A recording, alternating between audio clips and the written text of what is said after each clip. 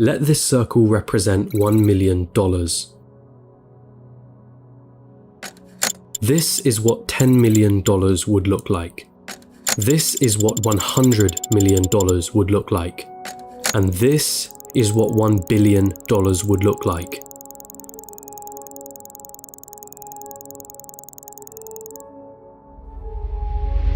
Jeff Bezos, the founder of Amazon, has a net worth of 117 times this number. And then there's you. You're probably working a job right now, one that you got from the degree that you studied for in university. You probably don't have much in savings. Your living expenses seem ridiculously high. You feel as though you're not paid enough. You have credit card debt that needs taken care of. Maybe you're a student, studying for a degree that you hope can land you a job that you hope can bring in some good money. You probably don't have any savings, only a pesky student debt hanging above your head. Wealth? Getting rich? That all seems like a distant dream. How did they do it, you ask yourself? Seeing all those millionaires, billionaires, especially the ones who got there at such a young age, it baffles you, it makes you angry. They got lucky. They were born into wealth. They cheated their way to the top. That money doesn't make them happy. Money is evil anyway. I'm not smart enough. I'm just unlucky. Those dreams you had of buying that mansion, your favorite sports car, paying off your mortgage, traveling around the world, they'll forever remain that way. Just dreams. Nothing more. Nothing less. You come to the harsh realization, it's a rigged game. It's been a rigged game from the start. And you're on the losing side of it. But what if I told you you were wrong? What if there was a way of getting there? An actual equation to wealth, a science behind the way money works. What if you didn't have to abandon those dreams of paying off your parents' mortgage or traveling around the world? Would you call me a liar for saying so? I promise that I'm not. And by the end of this video, you'll understand. There's a side to the coin that you're not being shown. But I warn you, the road is tough. It's filled with struggle. It's filled with ups and downs. It will mean swallowing some difficult truths that the school system and society haven't told you yet. And let me be clear, there are many of you who will not make it to the end of this road. But for those of you that do, at the end of this road lies wealth beyond what you thought you could attain. At the end of that road lies the freedom of never having to worry about money again. So, are you with me?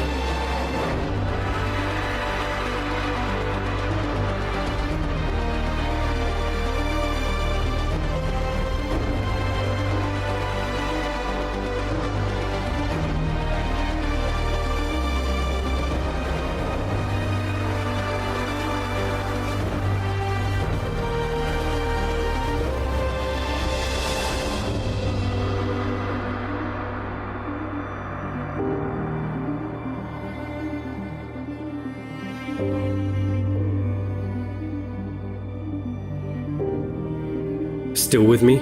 Then let's not waste any more time. What do you really think about money? Is it something you work for? Is it earned or is it inherited? Is it the root cause of all evil? Are you desperate to have more of it? Have you been chasing it most of your life? Truth is, most of what you think about money has been influenced by your upbringing and environment. If you were born into a family that didn't have much money growing up, then you're more inclined to believe that you too will not grow up to have much money. Or perhaps you went on the complete opposite end and decided to make as much money as you can so that you will never be in that position again. The fact that your school didn't teach you much about this subject doesn't help things. And because of this, most of you are going to have false beliefs about money that aren't going to help you on this journey. Now stick with me here, because we're going to have to change the way you've been seeing money your whole life. Hollywood has always had a habit of depicting the wealthy and rich as evil, backstabbing, entitled, or corrupt individuals. If you won't get me a squirrel, I'll get one myself. Question is, have you bought into that stereotype? A recent report released by WealthX showed that of the world's ultra-wealthy, those that had a net worth of 30 million or more, 68% of them were self-made. And it seems like every other study backs up this conclusion. Warren Buffett, self-made billionaire. Howard Schultz, born in poverty. Oprah Winfrey, born in poverty. Jeff Bezos, self-made billionaire. Elon Musk, self-made billionaire. Sarah Blakely, self-made billionaire.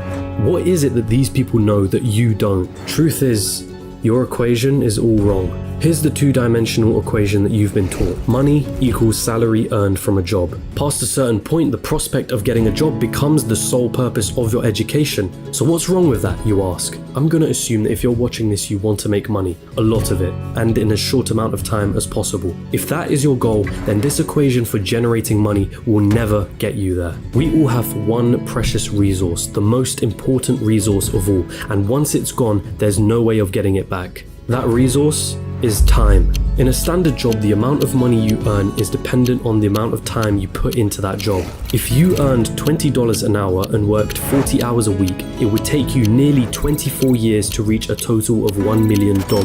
But that is without subtracting any taxes or any expenses that you will incur over 24 years. And let's not forget that inflation would make your $1 million less valuable. The reality is that on a salary of $20 an hour, you can only really be a millionaire at an old age by living frugally. And most of that precious resource known as time has slipped through your fingers. You traded all that time for money, and it wasn't even a substantial amount either. So again, you ask yourself, how is it then that there are self-made millionaires and billionaires at such young ages? What makes them so different? And the truth is, they have a better equation than you. They have a way of understanding money that you haven't quite grasped yet.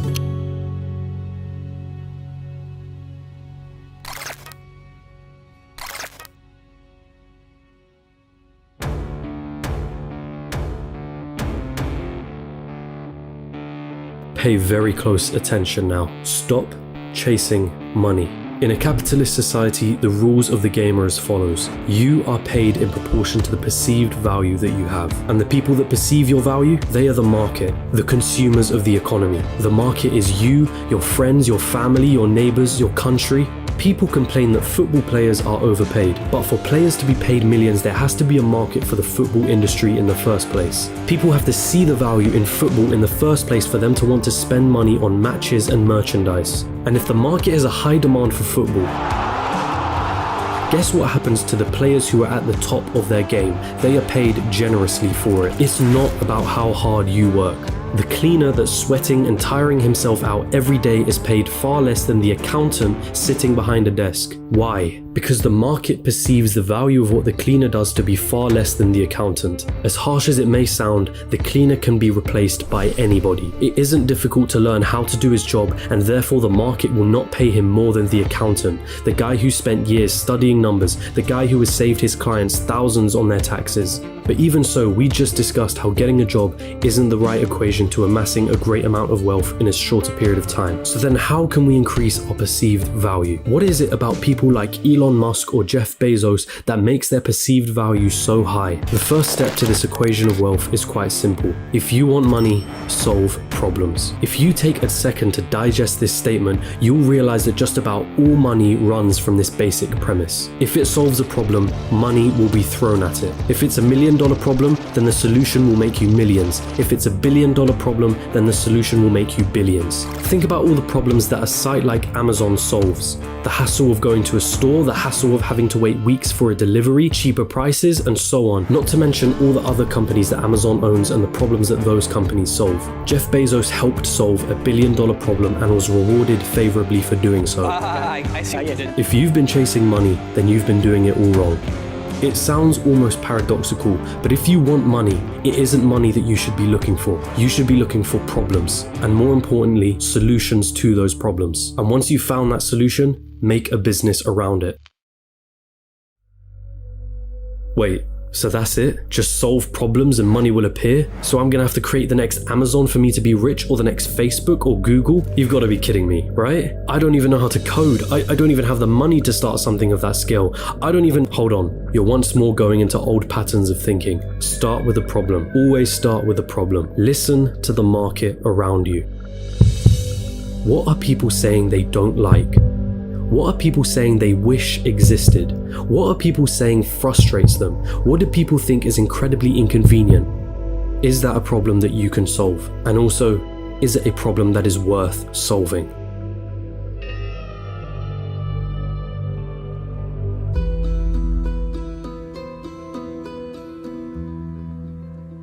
The final step of this equation to wealth is finding a scalable solution to the problem. Your solution needs to affect a magnitude of people.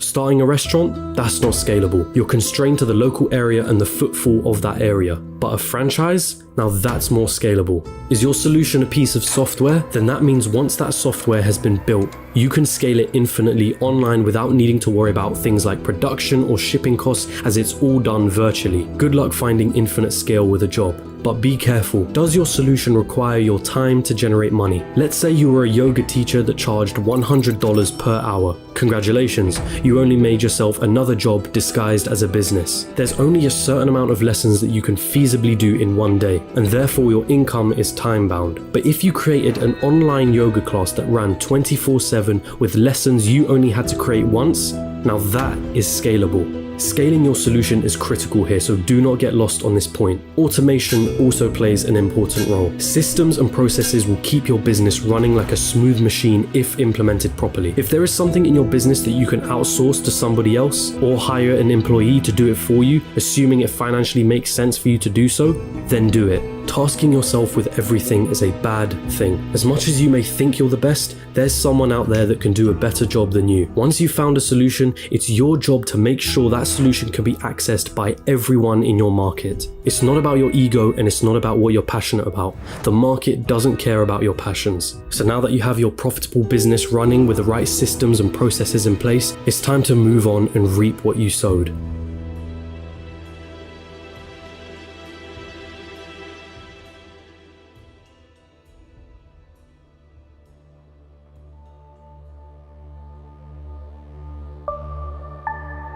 There are two likely paths you're going to face at this point. You either continue your business or cash in and sell it. This is the acquisition, the moment someone buys the solution that you spent years building a business around. This is Instagram being acquired by Facebook for $1 billion. This is PayPal being sold to eBay for $1.5 billion, of which $165 million went straight to Elon Musk's pocket, and the countless other liquidation events that happen across the world. This is where all the effort that you spent into building your company comes to fruition. And if you choose to continue running your business, well, there's a multitude of reasons for you wanting to do so. Maybe you love the company that you built and want to stick with your baby. Maybe you think you can add more value to the company and sell it down the line for more than it's currently worth. Perhaps that business runs passively in the background, so you don't have to do much to keep the wheels turning. Or maybe it's a combination of these three things.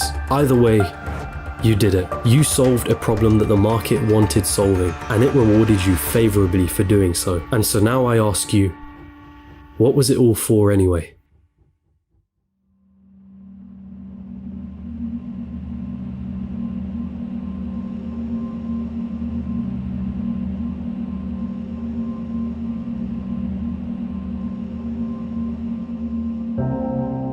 For most of you, it was never about the money. Money is just a piece of paper, a number on a screen. Its value is only backed up by our belief in its value.